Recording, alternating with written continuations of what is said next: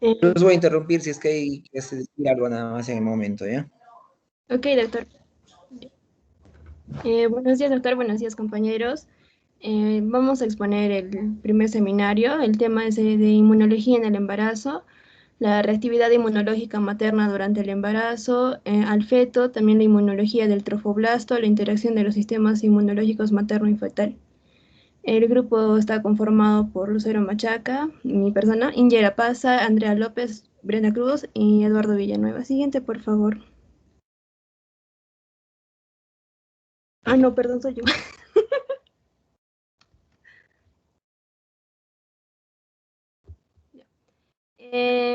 Como introducción, vamos a mencionar que, bueno, sabemos que el sistema inmune está preparado para reconocer lo propio y destruir lo ajeno, por lo que el embarazo es un proceso un poco paradójico desde este punto de vista inmunológico. Hay diversas teorías para explicar cómo se va del rechazo por el sistema inmune de la madre. La primera teoría fue propuesta en 1924 por un señor llamado Lidu, en la que se proponía que el feto no presentaba ninguna característica que lo hiciera un ser diferente, lo suficiente como para ser rechazado. Claro, diferente de la madre. En 1953, estos dos señores van a plantear que existe una separación anatómica entre el feto y la madre y proponen que el útero es un sitio inmunológicamente privilegiado. También plantean que los antígenos fetales que van a generar el rechazo se expresan escasamente en el embarazo y también que se plantea por primera vez el concepto de tolerancia inmunológica en el embarazo. En la actualidad se sabe que estas ideas son parcialmente correctas, ya que en la circulación sanguínea entre la madre y el feto va a estar separada por la placenta, y los antígenos que se involucran en el rechazo al tejido se van a desarrollar gradualmente durante el embarazo. Desde un punto de vista inmunológico, se puede considerar al feto como un semi-aloinjerto, ya que va a ser el resultado de la recombinación genética de los padres. Por lo que debería de seguir las leyes de este rechazo inmunológico, pero durante el embarazo se van a crear unos mecanismos de tolerancia que van a permitir al embrión que se desarrolle con normalidad en el útero. También existen estudios que van a mostrar que la pérdida de esta tolerancia inmunológica está asociada con abortos espontáneos, con preeclampsia, eclampsia y bueno, otras patologías también del embarazo. Eh, eh, Gran parte de estos conocimientos sobre la participación del sistema inmune en el embarazo se han obtenido mediante estudios que se han realizado a mujeres que tenían padecimientos autoinmunes, ya que en estas mujeres va a haber unas modificaciones en el curso de la enfermedad durante el embarazo.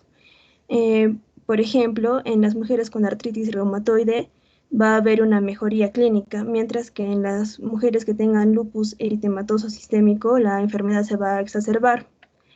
Estos datos nos muestran que el embarazo va a modificar el sistema inmune y en este proceso van a intervenir múltiples factores que van a modular esta respuesta inmune innata y la adaptativa de la madre. Ya. Empezando ya con el tema, vamos a empezar con la inmunidad innata durante el embarazo. Como sabemos, la respuesta inmune innata es una respuesta rápida y no es específica. Está compuesta por las barreras mecánicas, mucosas y las células productoras de citoquinas y quimioquinas. La inmunidad innata actúa organizadamente hasta la activación de la inmunidad adaptativa. El feto está protegido de forma intrauterina por diversas barreras, bueno, barreras mecánicas que ya conocemos, ¿no? Que van a ser la placenta, el saco vitelino y el moco cervical. Y el moco cervical constituye una barrera porque tiene una gran viscosidad y también tiene un alto contenido de péptidos antimicrobianos. También se han descrito que las células amnióticas van a producir unas beta-defensinas que tienen actividad antimicrobiana y también que el líquido amniótico va a tener propiedades bacteriostáticas. Alrededor también del 40% de las células residuales van a ser células de la inmunidad innata.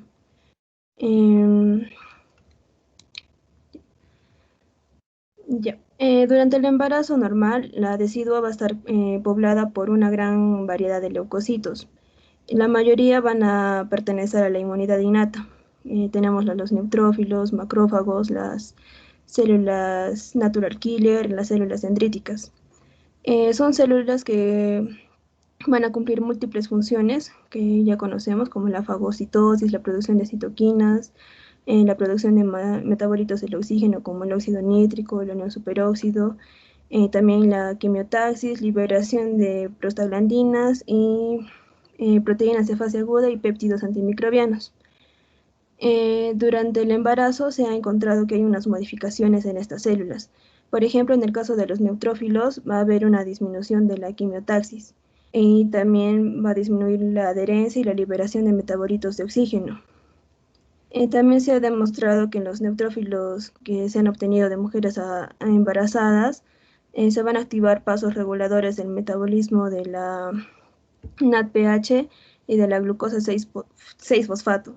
Estos cambios van a estar asociados con modificaciones en el citoesqueleto y su finalidad va a ser reducir la liberación de metabolitos de oxígeno de las células maternas. Los macrófagos, que son unas células que se encuentran normalmente en el útero, también se van a modificar durante los ciclos menstruales y van a ser más abundantes durante la fase lútea. Durante el embarazo, la población de estas células se va a localizar principalmente en la decidua y van a producir citoquinas con perfil de linfocitos T helper 2, también prostaglandinas, factores de crecimiento y factores estimuladores de colonias que van a tener un papel importante contra las infecciones durante el proceso de la implantación de la placenta. Se han identificado dos poblaciones de macrófagos deciduales, la CD14 y la CD68. Los CD14 van a tener una menor actividad fagocítica y no van a producir citoquinas como la beta TGF y el factor de necrosis tumoral alfa. También no van a funcionar como unos reguladores durante la invasión trofoblástica.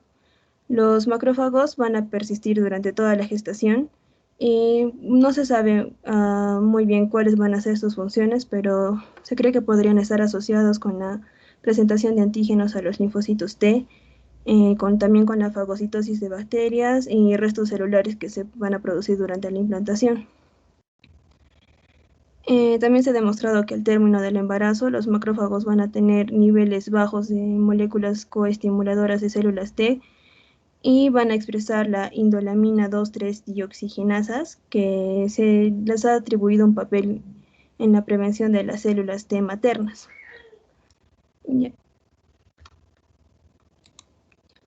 Las células inmunológicas que van a tener mayor abundancia en la interfase materno-fetal van a ser las natural killer uterinas. Van a constituir aproximadamente el 70% de todas las células inmunológicas. Una de sus funciones va a ser cooperar con el trofoblasto extravelloso y también en el inicio del remodelado vascular para formar las arterias espirales. Además, van a ser las encargadas de destruir a las células infectadas por virus o células malignas, como ya sabíamos, mediante unos mecanismos citotóxicos, y también van a liberar citoquinas como el interferón y la interleucina 4. Pero esta población decidual de células natural killer va a disminuir durante la segunda mitad del embarazo. Se cree que estas células van a reclutar, se van a reclutar, de la sangre periférica cuando la interleucina 5 va a ser secretada por las células estromales del endometrio y son diferentes de las células natural killer que están presentes en la sangre periférica, porque las que se encuentran en el útero no van a expresar la CD16, el receptor R y la 3A, que se van a requerir para llevar a cabo una respuesta citotóxica mediada por células dependientes de anticuerpos. Entonces, estas células natural killer uterinas van a ser fundamentalmente inmunomoduladoras más que citotóxicas, ya que van a secretar la galectina 1, que van a inducir a las células dendríticas tolerogénicas. Cuando hay un balance inapropiado de células natural killer reguladoras y citotóxicas, van a contribuir a desarrollar preeclampsia o abortos recurrentes. Y las células dendríticas, que van a ser células presentadoras de antígenos más eficientes del organismo y también van a ser las encargadas de activar al linfocito T. Algunos estudios sugieren que durante un embarazo normal las células dendríticas van a ser alrededor del 1 al 2% de los leucocitos residuales. Esta población se va a ser modificada por los niveles hormonales durante el embarazo, y durante el segundo trimestre va a existir una disminución de células dendríticas que este cambio se puede asociar a un cambio también en la fuente de producción de progesterona. Siguiente.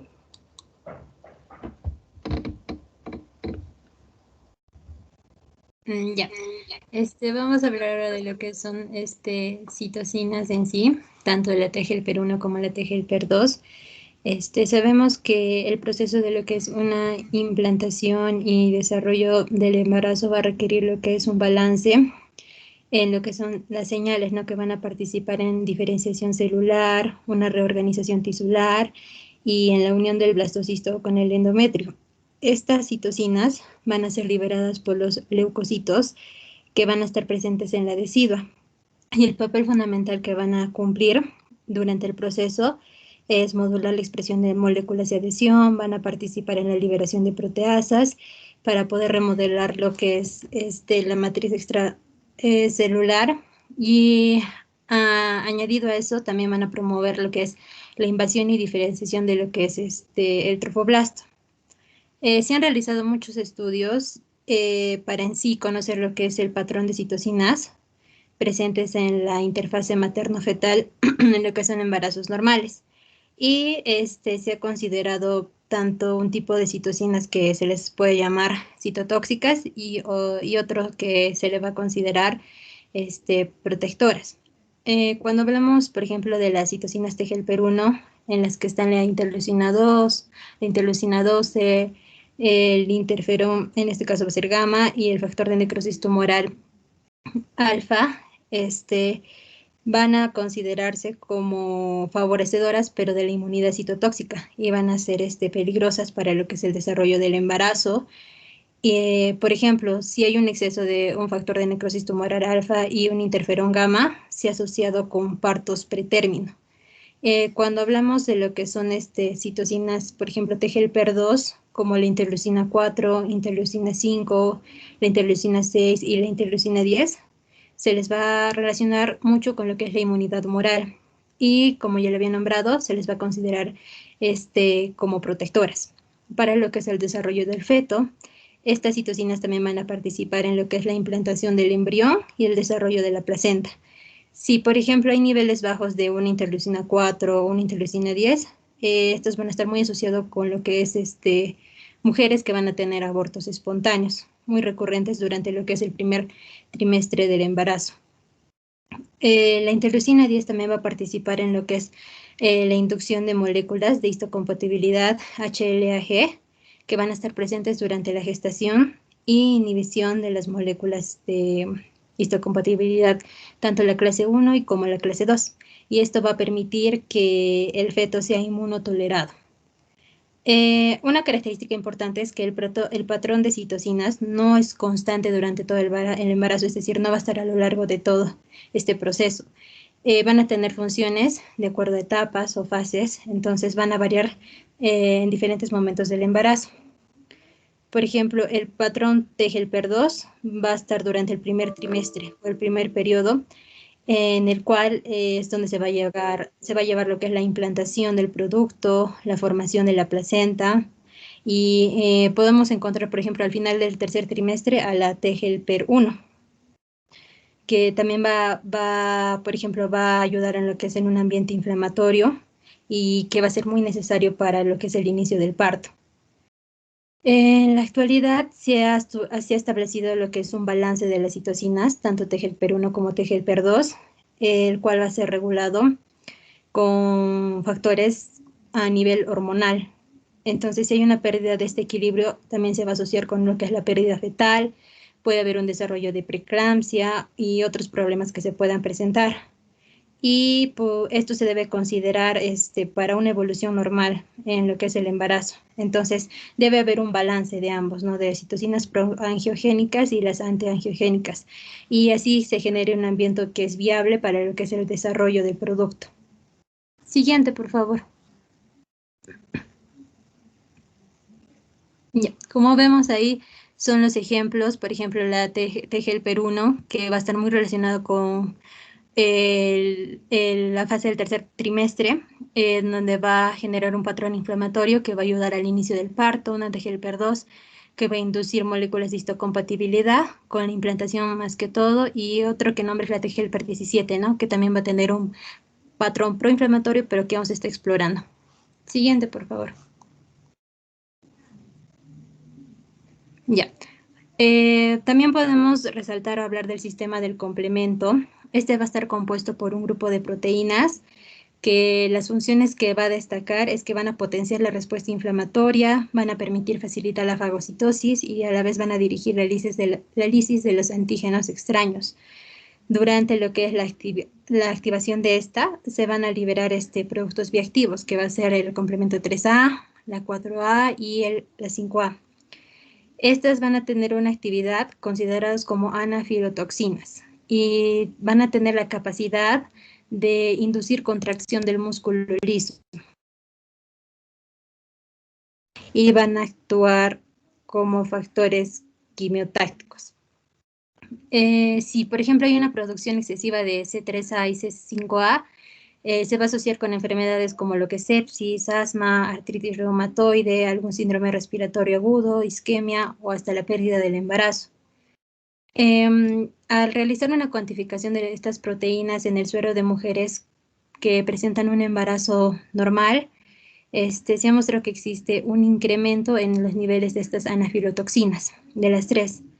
En este caso, a comparación de las anteriores, van a permanecer constantemente a lo largo de toda la gestación.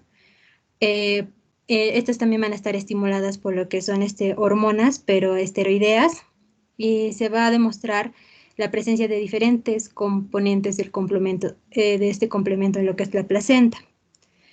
También se ha propuesto que la fusión de estas proteínas en este sitio se va a relacionar también con cambios vasculares. Y se ha relacionado también el complemento con algunas patologías del embarazo que se puedan presentar, ya sea una restricción a nivel del crecimiento intrauterino o un síndrome de antifosfolípidos. La C5 también puede tener funciones a nivel interno del útero y se van a asociar como inductores potentes de lo que es una respuesta inflamatoria y una activación de neutrófilos. También podemos hablar de lo que es el trofoblasto. En este caso, se va a encargar de expresar lo que es la CD46, CD55 y CD59. Van a considerarse como proteínas reguladoras de lo que es la activación del complemento.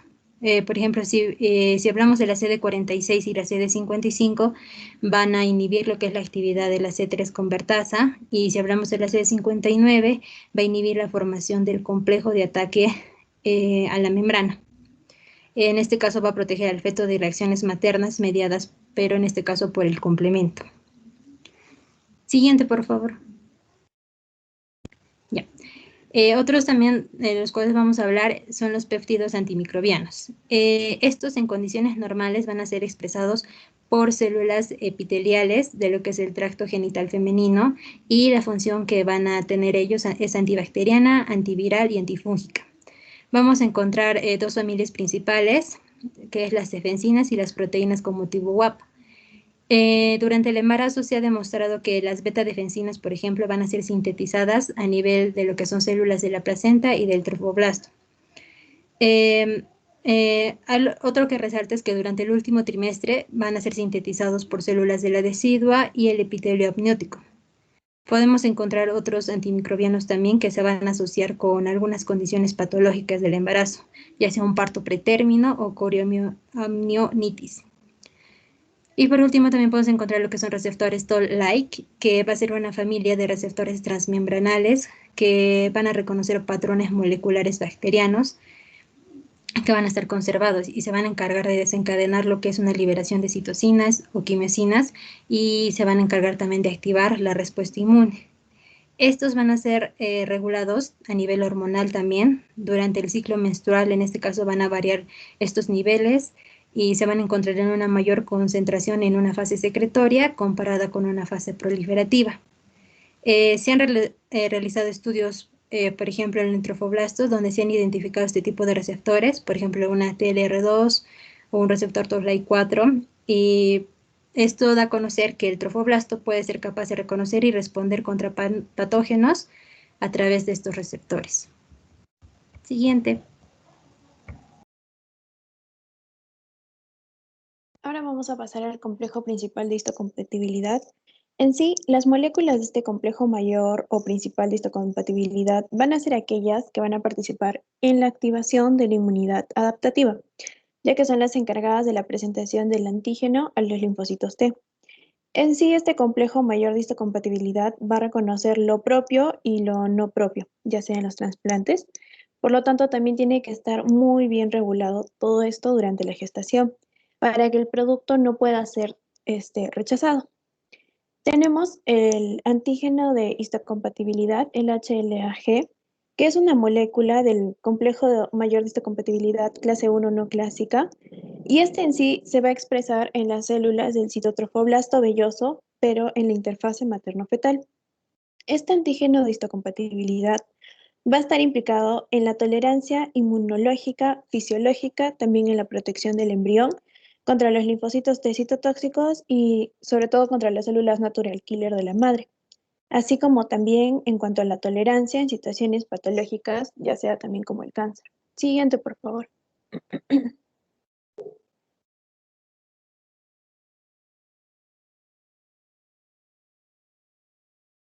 En sí, este antígeno de histocompatibilidad va a tener 7 isoformas.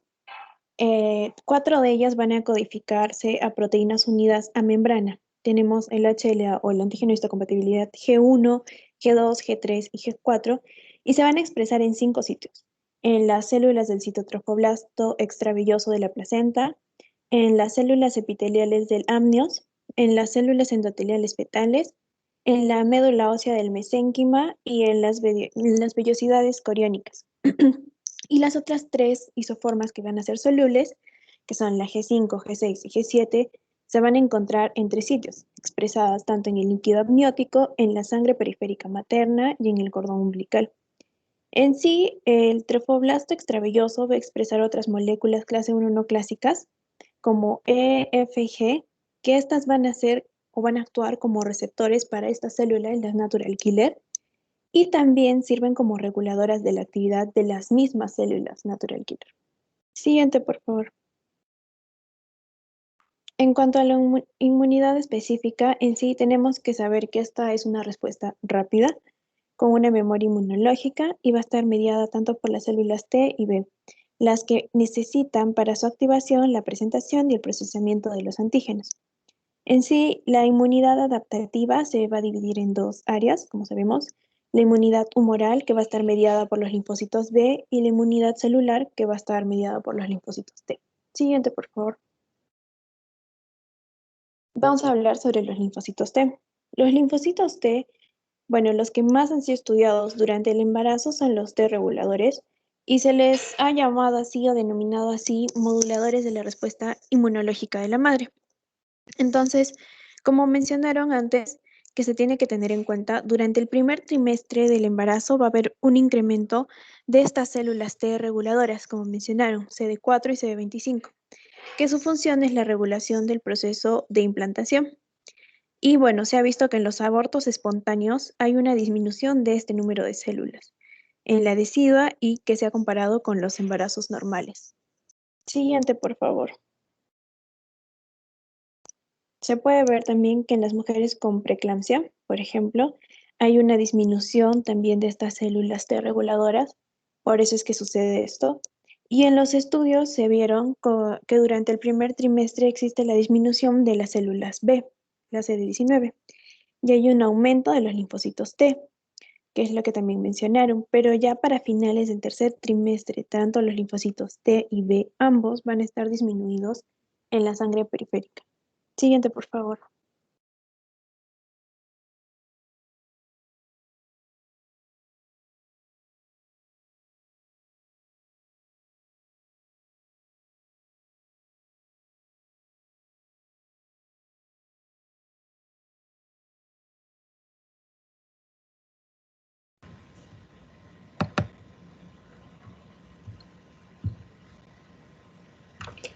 Perdón, ¿me escucha?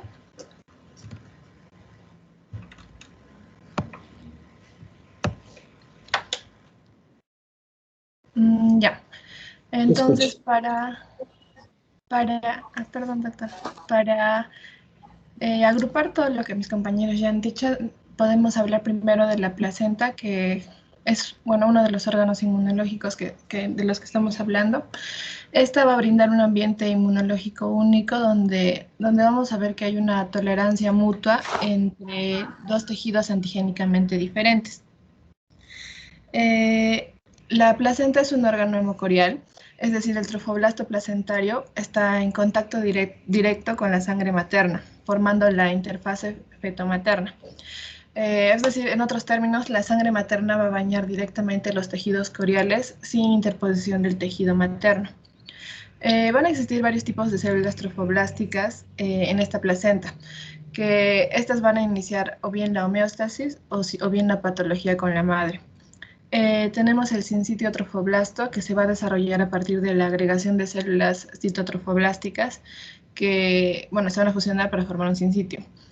Este sincitio trofoblasto es una membrana que está directamente expuesta a la sangre materna, envolviendo al feto y también a todas las células efectoras inmunes que allí vamos a encontrar.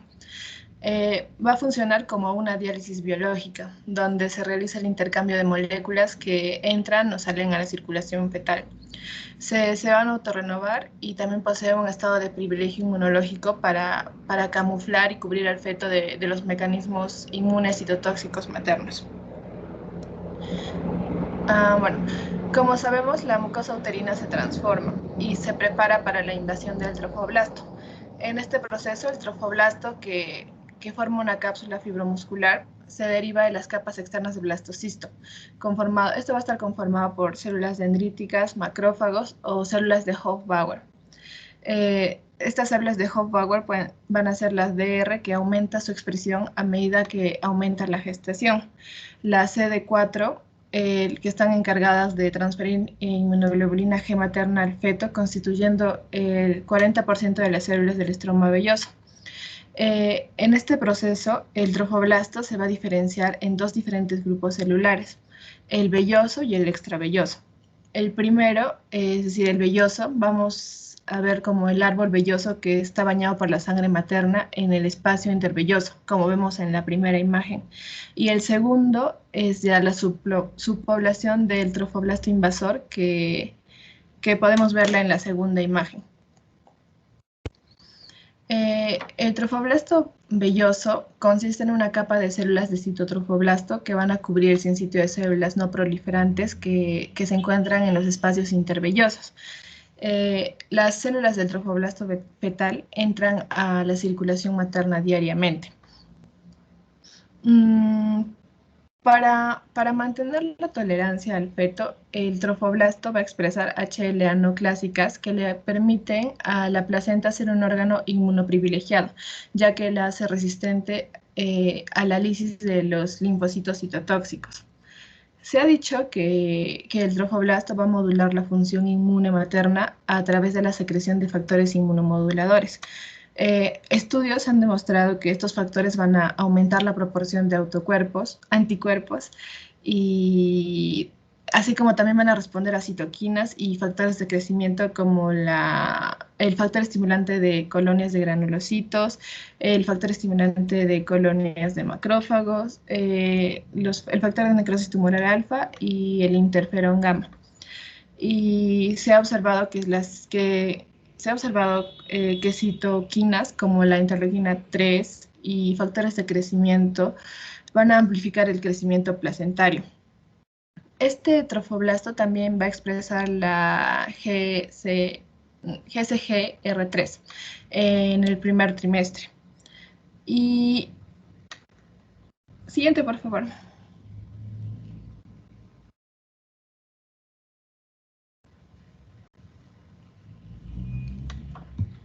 Tenemos la decidua, que este es un tejido que va a derivar de la madre y va a tener diferentes funciones, tanto biológicas, nutritivas, estructurales e inmunológicas. Este es un sitio de migración, desarrollo y funcionamiento de un grupo de linfocitos, los natural killer y las células dendríticas, estas células dendríticas van a funcionar como células presentadoras de antígeno. Cuando existe compatibilidad de esta molécula entre la madre y el feto, se produce una respuesta autoinmune dentro de la placenta y tanto el feto como la madre sufren, produciéndose la pérdida de esta. Siguiente, por favor.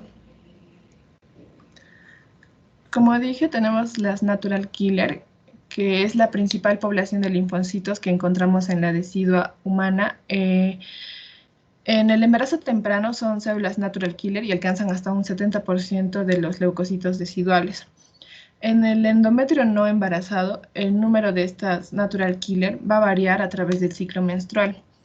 Se encuentran en escasa cantidad en la fase preovulatoria y gradualmente van a aumentar durante la fase lútea temprana posovulatoria y van a alcanzar su pico máximo en la fase secretora tardía. Pero en caso de que haya embarazo, las células natural killer uterinas van a persistir en la mucosa uterina embarazada, que se va a transformar en la decidua, donde se encuentra un infiltrado denso de natural killer, principalmente en lo que es la decidua basal, donde el trofoblasto invasor va a infiltrar el tejido materno. La presencia de estas natural killer en la mucosa uterina es una característica solo del embarazo temprano, ya que estas células van a empezar a desaparecer después de la semana 20 de gestación y van a estar totalmente ausentes en la decidua a término.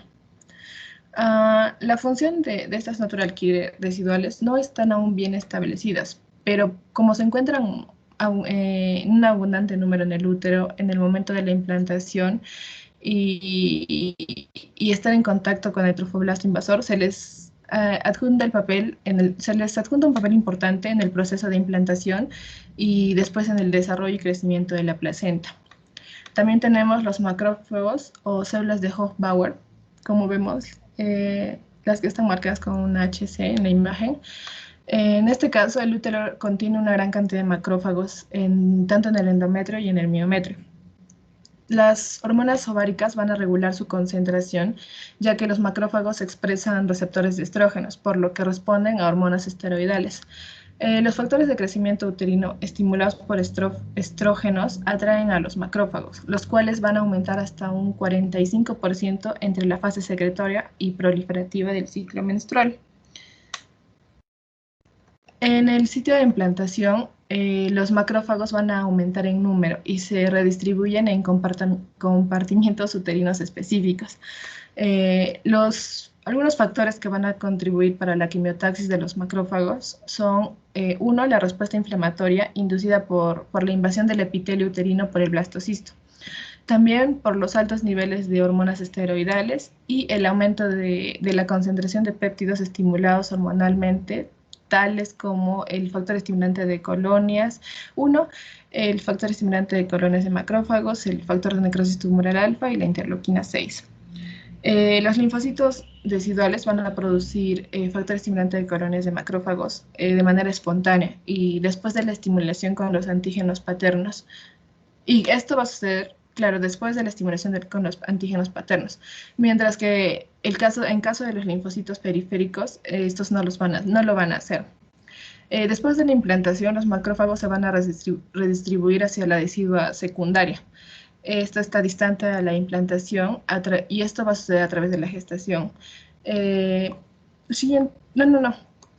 caso de los linfocitos T, en la decidua, la mayoría de las células CD45 se van a localizar en agrupaciones celulares linfoides, y esto cerca de las glándulas endometriales o como los linfocitos intraepiteliales en el tejido glandular.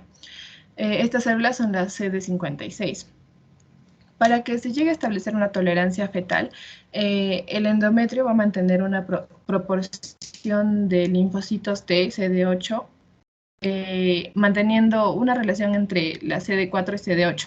Si la relación se pierde, entonces se daría una activación autoinmune que nos llevaría a pérdidas en el embarazo. Por ejemplo, en pacientes con abortos recurrentes, el porcentaje de CD8 está significativamente disminuido y la proporción CD4 y CD8 aumentada. Y en el embarazo, por ejemplo, también en el embarazo temprano, en sangre periférica se encuentra una población de linfocitos T supresores aumentada en relación con los linfocitos T citotóxicos, también con los linfocitos B, CD5 y los linfocitos T helper. Los linfocitos B CD5 van a disminuir marcadamente y progresivamente durante el embarazo. Estos linfocitos B CD5 son células productoras de autoanticuerpos y se van a encontrar aumentadas en enfermedades autoinmunes. Entonces, esto explicaría, como ya lo había mencionado mi compañera, la disminución de enfermedades autoinmunes, especialmente aquellas donde va a predominar la producción de autoanticuerpos. También es importante para la adaptación, para la aceptación del feto como un aloinjerto. Siguiente, por favor.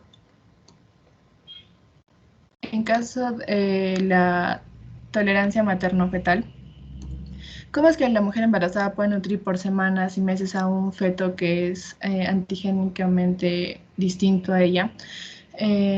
Ya lo mencionó mi compañera, entonces podríamos decir que una de las características del sistema inmune, como sabemos, es el reconocimiento de lo propio y de lo no propio. Sabemos que la tolerancia inmunológica es la no respuesta inmunológica frente a los antígenos propios, y la autotolerancia es la eliminación de los linfocitos que expresan receptores específicos para autoantígenos. Entonces, en el modelo en el cual se compara al feto con un aloinjerto, va a comparar el embarazo con el trasplante de tejido, pero obviamente no es lo mismo. En caso del aloinjerto, este va a requerir un trauma quirúrgico, produce liberación y exposición de antígenos y en la mayoría de los casos es rechazado. Ninguno de estos factores se aplicaría al aloinjerto fetal. Entonces, como podríamos decir que la placenta actúa como una barrera inmunológica activa, en el sentido que va a permitir que dos organismos antigénicamente diferentes se toleren el uno al otro. Por eso el embarazo es un desafío inmunológico único, donde el útero, que es un órgano altamente especializado, y la producción de hormonas como la progesterona, el estriol, el cortisol, la gonadotropina coriónica, la somatotropina, la prostaglandina 2, las citoquinas como interleuquina 4 e interleuquina 10, que estas aumentan en el embarazo. Todo esto va a disminuir la inmunidad celular en la interfase materno-fetal. Entonces, esto va a llevar a la respuesta inmune hacia un perfil de citoquinas TH2, mientras que el feto, por su parte, y por su localización anatómica, la expresión de moléculas HLA no clásicas en el citotrofoblasto extravelloso y también la producción de anticuerpos bloqueadores protectores en respuesta al reconocimiento de los diferentes HLA paternos, va a hacer que se establezca un ambiente inmunosupresor en el útero grávido. Entonces podemos decir que la placenta no es una barrera inmunológica inerte, muy por el contrario, la placenta es una barrera de intercambio celular entre la madre y el feto, transformándose así en un sitio de tolerancia mutua entre la madre y el feto. Siguiente, por favor. En expresión de moléculas HLA no clásicas, sabemos que el rechazo de un aloinjerto está mediado por genes del complejo mayor de histocompatibilidad, como lo habían mencionado mis compañeras. El citotrofoblasto extravelloso, el cual es uno de los tejidos fetales que se pone en contacto directo con los tejidos maternos en el útero embarazado, no va a expresar moléculas de HLA2.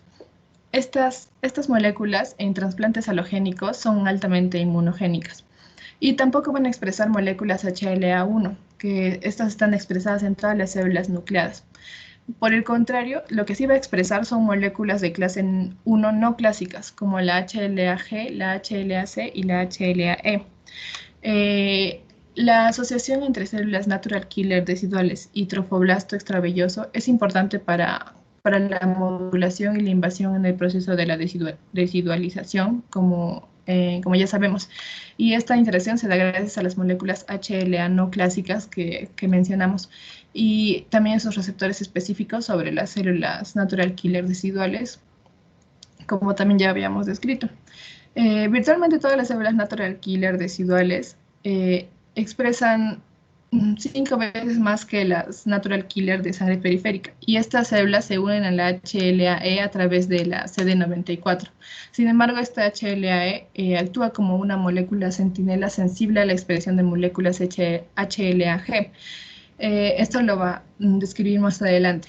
Y también tenemos las moléculas KIR2D expresadas por las natural killer residuales, que son específicas para HLA-C. Siguiente, por favor.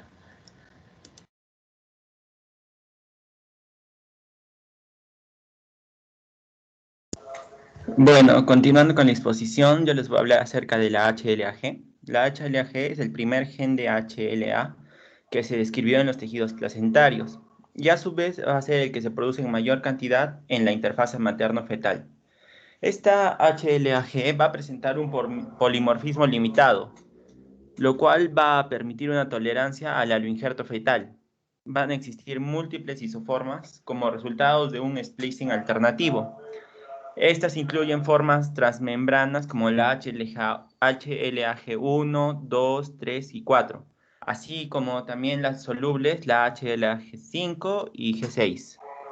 Los niveles más altos de expresión de la HLA-G se encuentran en células trofoblásticas, y los niveles más bajos se encuentran en monocitos de sangre periféricas.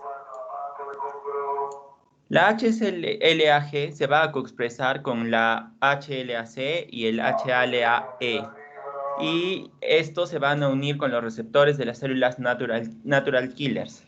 En algunos ensayos citotóxicos se ha encontrado que miembros de la familia de los ILT, que son las Leukocytes Immunoglobulin-like Receptors, se unen a un amplio rango de moléculas de clase 1, incluyendo el HLA-G, y su unión más específica se va a realizar a través del ILT4 con ayuda del ILT2, solo cuando este ILT2 se va a hallar en altas concentraciones.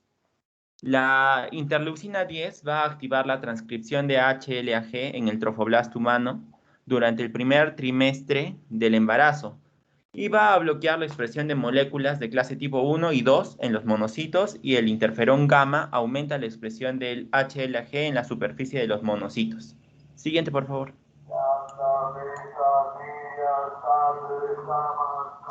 En cuanto a la expresión de antígenos paternos y producción de aloanticuerpos, vamos a observar que los anticuerpos maternos antígenos HLA paternos se van a encontrar en un 20% en las mujeres primigrávidas, o sea que van a quedar embarazadas por primera vez, y en un 40% en las multigrávidas, o sea que ya han tenido más de un embarazo. El papel de estos anticuerpos antiantígenos paternos no está bien dilucidado aún, pero se piensa que actuarían como anticuerpos anti-idiotipo para de esta forma evitar la respuesta inmune mediada por las células, las cuales producirían daño en el feto, y actuarían escondiendo de los antígenos trofoblásticos o cubriendo los receptores de los linfocitos T maternos, interviniendo en la respuesta inmune de la madre hacia el feto. El R80K es un péptido de 80KDA expresado en el trofoblasto, linfocitos B y monocitos.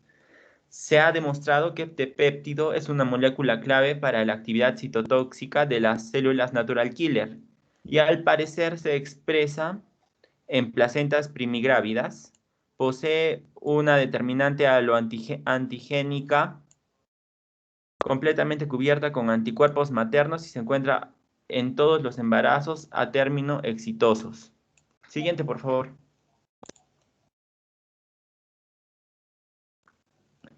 En cuanto a la respuesta a la inmune inadecuada, vamos a observar que se va a detectar anticuerpos maternos anti-HLA clase 1 y 2 paternos por citometría de flujo. En cuanto a la cuantificación de la inmunoglobulina G antilinfocitos paternos, vamos a ver que en un 30% va a ser normal, en un 4% va a haber abortos recurrentes, en un 15 a 20% abortos secundarios. Después vamos a tener la tipificación HLA, BC y DRDQ y la tipificación molecular del HLA-DQA. Siguiente, por favor. En cuanto a, los mecanismos de tolerancia materno-fetal, vamos a tener 5, la interacción Natural Killer HLG, HLC, HLAE, la Leukemia Inhibitory Factor y balance T-helper1, T-helper2, el balance T-helper1, T-helper2, la apoptosis y las anexinas. Bueno, como se sabe, la mitad del genoma fetal pertenece a la madre y la otra mitad al padre. Por este motivo, el feto sintetiza antígenos considerados extraños para la madre. Además, las células fetales y las moléculas fetales potencialmente antigénicas van a ser liberadas en la circulación materna durante las fases proliferativas del trofoblasto, como resultado de la ruptura de tejidos. Este evento va a ocurrir en el extremo terminal de las vellosidades coriónicas. En este momento se va a poner en contacto el sistema inmune materno con antígenos fetales y a partir de estos mecanismos el feto es tolerado y el embarazo llega a término sin problemas inmunológicos ni para la madre ni para el feto. Este proceso está regulado por factores endocrinos como pueden ser las hormonas y por factores locales en la decidua. En cuanto a la interacción natural killer, estas son hipótesis que van a tratar de explicar el fenómeno de tolerancia materno-fetal. En cuanto a la interacción natural killer HLG, HLAC, HLAE, las moléculas de clase 1 no clásicas del complejo de mayor de histocompatibilidad, el HLAG es selectivamente expresado en la interfase fetoplacentaria en la superficie de las células citotrofoblásticas, que no expresan HLA-A o HLA-B, pero sí se expresan bajos niveles de HLA-C. Esto hace que el HLA-G está limitado al proceso de gestación, ha llevado a plantear la hipótesis de que su papel es fundamental en la tolerancia inmunológica de la madre hacia el feto. En cuanto a Leukemia Inhibitor Factory, el endometrio materno sintetiza y secreta una molécula hidrosoluble llamada la LIF o Leukemia Inhibitory Factor después del ciclo menstrual y está relacionado con el ciclo de la progesterona. Durante el proceso de implantación, el endometrio va a secretar LIF, mientras que el blastocito va a expresar el receptor LIFR. Esta interacción va a favorecer el embarazo, ya que el LIF es sintetizado por la decidua y por linfocitos T-helper2, mientras que el sincitio trofoblasto va a expresar el LIFR. La unión de estas dos moléculas es requerida para el crecimiento y diferenciación trofoblástica. En cuanto a la apoptosis, vamos a ver que la vía C95, CD95L es la vía apoptósica utilizada por el sistema inmune durante la linfopoiesis e inmunopoiesis. Esto está implicado en la regulación de los procesos de recambio celular, eliminación de células tumorales, respuesta antiviral y protección de algunos tejidos a la acción de los LTC. Las anexinas son proteínas asociadas a membrana y son expresadas en células tumorales, células normales y en la placenta. La anexina tipo 2 es la más importante y se ha encontrado ya que inhibe la linfoproliferación y la secreción de inmunoglobulina G y M por las células maternas y esto le va a conferir una protección al feto. Eso sería todo.